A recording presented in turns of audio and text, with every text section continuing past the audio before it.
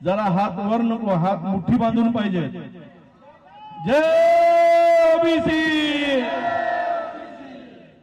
जरा तुमची वज्रमूठ झाली का आम्ही पुढे बसणार आहे ना, आमची टराटरा फाटली पाहिजे।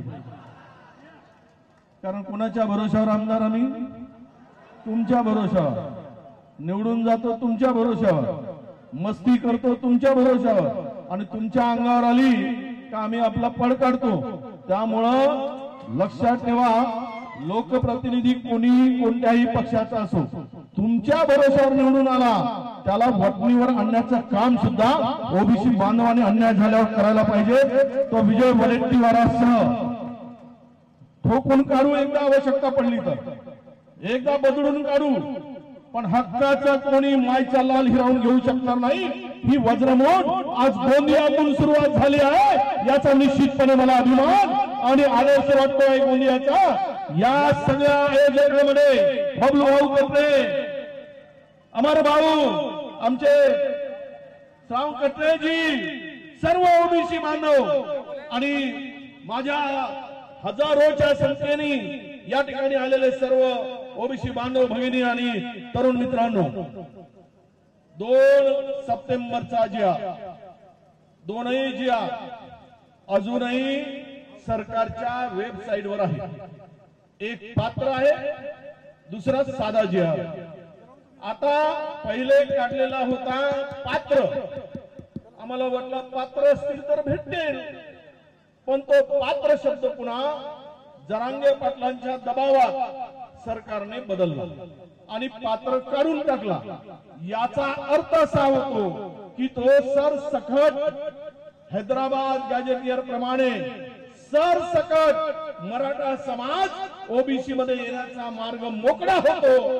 त्याच जीआर मध्ये आहे, या जीआर काढणाऱ्या जे विभाग आहे त्या विभागाच्या अधिकाऱ्यांना साधी अक्कल नाही की अरे कोणता तरी एकच ठेव, पण दोनही दाखवतात।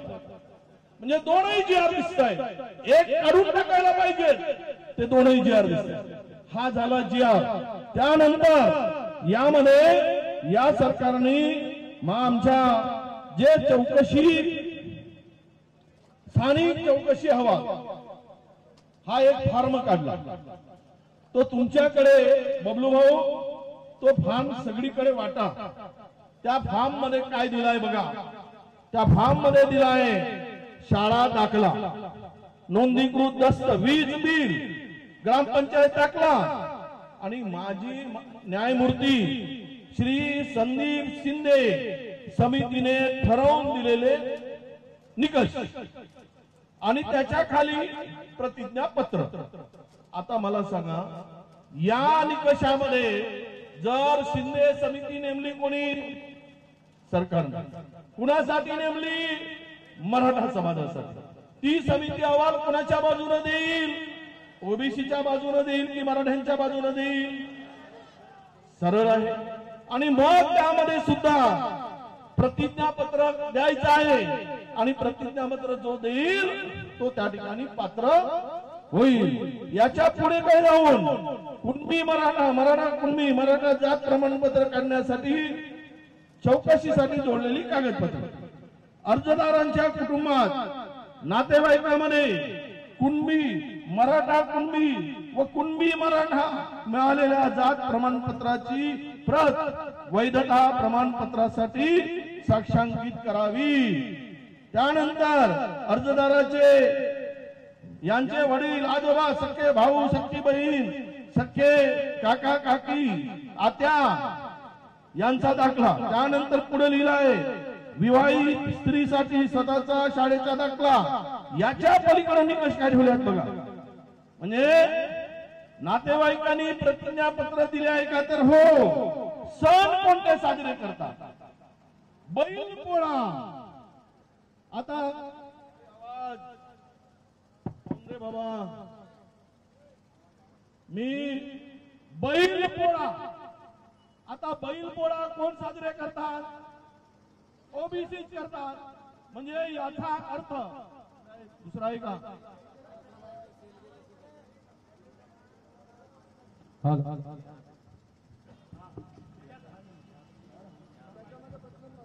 हॅलो, आता यामध्ये जातीचा कोणताही पुरावा नसल्यास त्याबाबत प्रमाणपत्र दिले आहे काय? मग कुणबी की संबंधित सण उत्सव उदाहरणार्थ बैल पोळा वगैरे साजरे होतात का? पूर्वजाचा पेहराव धोतर, फटका, लुगडे, चोळी अशा प्रकारचा होता काय? आता सगळेच लोक धोतरच घालत होते ना पूर्वी, सगळेच बैल पोळा करत होते. कोणाच्या समाजामध्ये बैल होते, आता ट्रॅक्टर आली, म्हणजे त्यावेळेस त्यानं तो बैल पोळा साजरा केला तर तो ओबीसी झाला. वारे, हा कोणाचा शहाणपणा आहे? कोणी सुचवलं आहे? कोण मूर्ख हे सगळं करतोय? ह्या आपण पाहिलं पाहिजे. याच्या पलीकडे अर्जदाराच्या कुटुंबातील व्यक्तींचे कुटुंब आता कोणाशी सोयरकी झाले असेल, त्यांचे व्यक्तीचे प्रमाणपत्र कुणबी असली तर त्या सर्वांना कुणबी समजण्यात यावे. हे तुम्ही वाचा बबलू भाऊ, तुमच्या लक्षात येईल. मला एवढंच म्हणायचं आहे. इथे परिणय भाऊ आहे. खरं तर तुम्ही शॅडो मुख्यमंत्री म्हणता, शॅडो मुख्यमंत्री. अरे तुम बोले तो क्या नहीं होता. एक बार देवेंद्र जी को जरा, तुम्ही माहित नाही कोणती कला आहे पण लगेच पटवता तुम्ही, तर हेही पटवा एकदा. आणि आमची सगळ्यांची मागणी आहे की 2 सप्टेंबरचा GR कोणत्याही परिस्थितीमध्ये रद्द करा, दुरुस्ती करू नका, ही तुमच्याकडे आमची विनंती आहे. आपण सर्व लढणारी माणसं, इथे कोणावर टीका नाही, पण मराठ्यांच्या पुढे आपण सर्व का झुकलो हा खरा प्रश्न. एवढ्या आमच्या मानात का वाकायला लागले? छत्रपती शिवरायांनी 18 पगड जातीला घेऊन स्वराज्य निर्माण केला. कोणत्या एका जातीच्या भरोशावर स्वराज्य झालं नाही, तर या देशात, या राज्यातील सर्व समाज छत्रपती शिवाजी महाराजांच्या पाठीमागे होता. आणि बाबासाहेबांनी दिलेला अधिकार करतात, संविधानिक अधिकार. आज तुम्ही म्हणताय यापूर्वीच 2 लाख दाखले कुणबी समाजाला, कुणबींचे दिले, मराठा समाजाला. आणि या GR नंतर काल परवा नांदेडच्या एका मोठ्या नेत्याच्या पेनी मराठा समाजाचा आहे, त्यांनी ते प्रमाणपत्र घेतलं. अधिकाऱ्याला फोन करणारे कोण तर त्यांचे नेते होते. 2 मिनिटांमध्ये दिला. माझ्याकडे पुरावा आहे आणि तो पुराव्यानिशी मी दाखवेल. मग असं जर झाला तर 50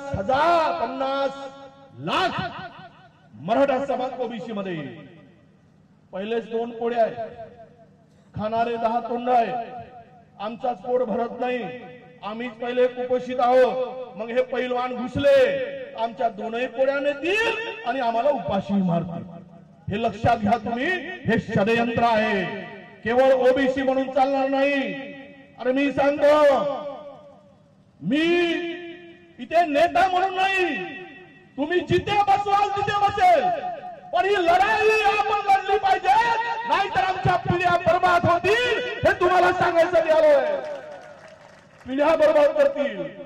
कुठे तुमचा माणूस डॉक्टर दिसणार नाही, कुठे तुमचा माणूस इंजिनियर दिसणार नाही, कुठे तुमचा माणूस नोकरीत लागणार नाही.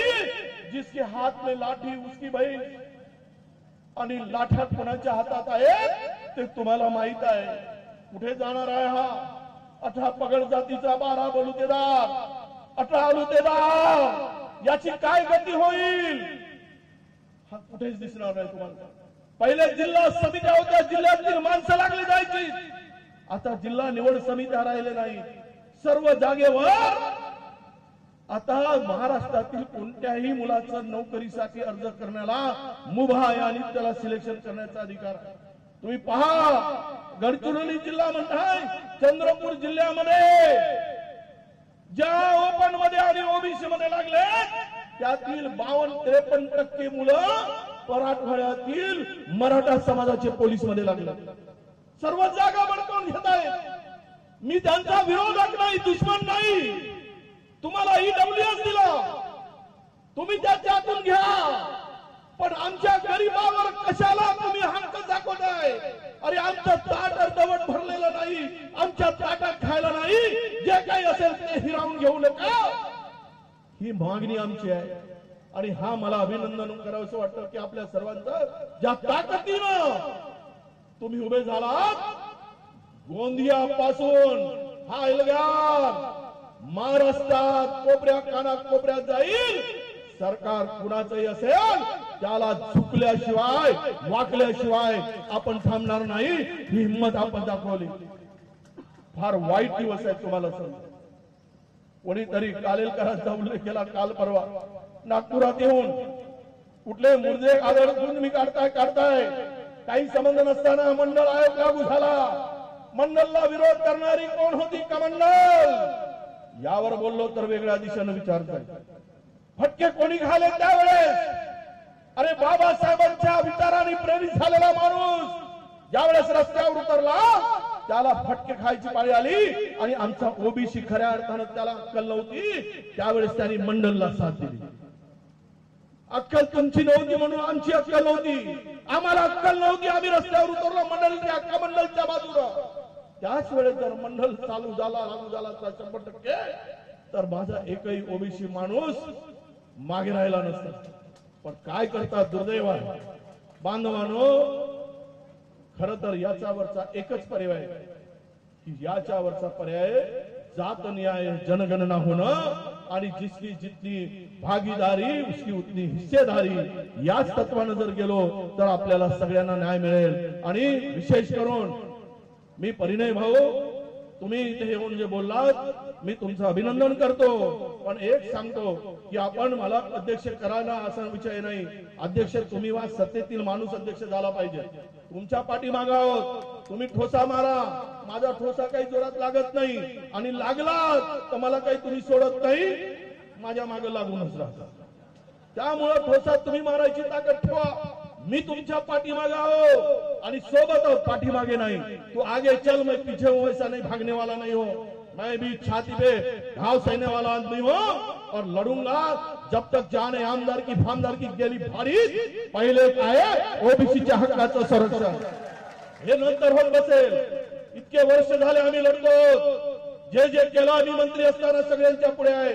आणि म्हणून मी तुम्हाला एवढंच सांगतो, बबलू भाऊ तुमच्या सगळ्यात लढाईला चढाईला तुमच्या या आंदोलनाला नक्की यश येईल। आणि जोपर्यंत आंदोलन सुरू होणार संपणार नाही, आमचा जिआर रद्द होणार नाही, नागपूरचा 10 तारखेला मोर्चा, मी 10 लाख लोक महाराष्ट्रातील मुंबईमध्ये धडकल्याशिवाय राहणार नाही, हे लिहून ठेवा तुम्ही। जर तुम्ही रद्द करणार असाल तर आम्हालाही जाम करता येतं। आम्ही 374 जाती आहेत म्हणून आमचा अंत पाहू नका, एवढीच आमची मागणी आहे। आणि त्यासाठी तुम्ही पुढाकार घ्या आणि देवेंद्रजींना सांगा की हे जे रद्द करा, कारण मराठ्यांचं पोट भरलं आहे बाबा, काहीच कमी नाही ना। कारखाने त्यांचे, मेडिकल कॉलेज त्यांचे, संस्था त्यांच्या, मालगुजारी त्यांची, सत्तेमध्ये तेच सर्व मोठ्या स्थानावरती आहे। नोकऱ्यामध्ये मंत्रालयातली परवा माहिती घेतली 58% मराठा समाज आहे, 57.8%। आता आम्ही कुठं जाऊ? सगळं जर आमचं हिरावून गेलं तर आम्ही काय शेती करून करून मरू, त्यालाही भाव नाही, दुष्काळ करायला तयार नाही, कर्जमाफी करायला तयार नाही। आज सोयाबीनला भाव नाही, धानाला भाव नाही, कर्जाची मुक्ती नाही। या सगळ्या विषयाला या ओबीसीशी जोडलं जात आहे, कारण शेती करणारा कोण आहे तर ओबीसी आहे, मरणारा घाम घालणारा कोण तर ओबीसी आहे। म्हणून तुम्हाला माझी विनंती आहे, हा जिआर रद्द होणार नाही तोपर्यंत आमची लढाई चालू राहील। ओबीसी बांधवांनो, आर पारची लढाई लढण्यासाठी सिद्ध व्हा, करो किंवा मरो हाच नारा तुम्हाला देऊन लढावं लागेल। आणि तो सरकारला झुकवण्याची शक्ती या गोंदियातून तुम्ही सुरू केली, याबद्दल पुनश्च आपल्या सर्वांचे मनापासून मी आभार मानतो। आणि गोंदियावासियांना एकच सांगतो, तुम्ही घाम गाळून या सगळ्या कार्यकर्त्यांनी रात्रंदिवस जागून तुमच्या मनामध्ये तुमच्यापर्यंत या ओबीसीवर होत असलेल्या अन्यायाची बाब पोहोचवली, त्याबद्दल आणि तुम्ही जागरूक झालात, नाही तर आम्ही झोपले जाऊ। भेटला भात खाला दाबून की संपलं काम आमचं। झोपही चांगली लागते म्हणून झोपतो, पण तुमची पिढी उद्याची तुम्हाला माफ करणार नाही. जर आज तुम्ही लढणार नाही तर पुढची पिढी माफ करणार नाही. म्हणून लढण्यासाठी सिद्ध झाला, त्याबद्दल तुमचे त्रिवार अभिनंदन. जय हिंद, जय ओबीसी, जय भीम, राम राम, सलाम वालेकुम, जय श्रीराम.